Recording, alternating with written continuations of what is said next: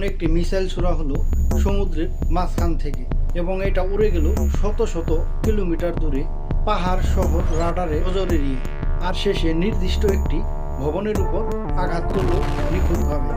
এই অবিশ্বাস্য প্রযুক্তির নাম হচ্ছে টমাহক মিসাইল।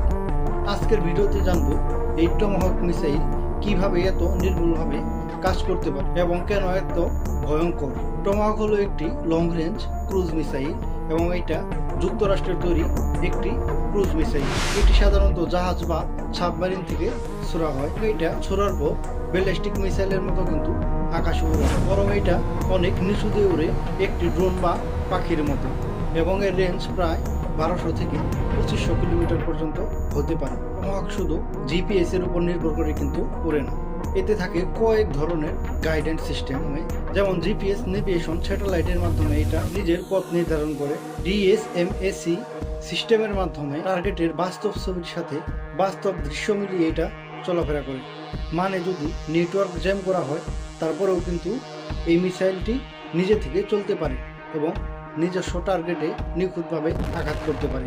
এখন বলবো এই মিসাইলটি কিভাবে ছোড়া হয়। প্রথমে রকেট বুস্টার দিয়ে এই মিসাইলটি লঞ্চ করা হয়। এরপরে এই মিসাইলে থাকা একটি ছোট জেট ইঞ্জিন চালু হয়, যে জেট ইঞ্জিন এটাকে অনেক দূর পর্যন্ত নিয়ে যায়।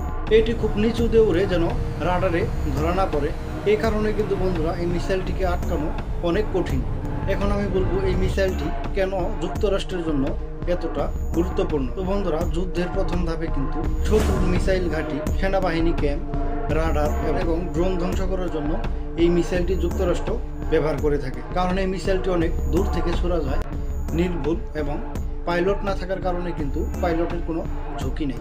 টমাহক শুধু একটি মিসাইল না, আধুনিক যুদ্ধ প্রযুক্তির জন্য একটি বড় উদাহরণ। তো বন্ধুরা, ভিডিও দেখার পর টমাহক মিসাইলের বিষয়ে আপনার মতামত কি কমেন্ট বক্সে জানিয়ে যাবেন, এবং ভিডিও ভালো লাগলে একটি লাইক এবং একটি শেয়ার করে দিবেন, এবং পরবর্তীতে এই ধরনের আরও টেক ভিডিও পাওয়ার জন্য আমার চ্যানেলটি সাবস্ক্রাইব করে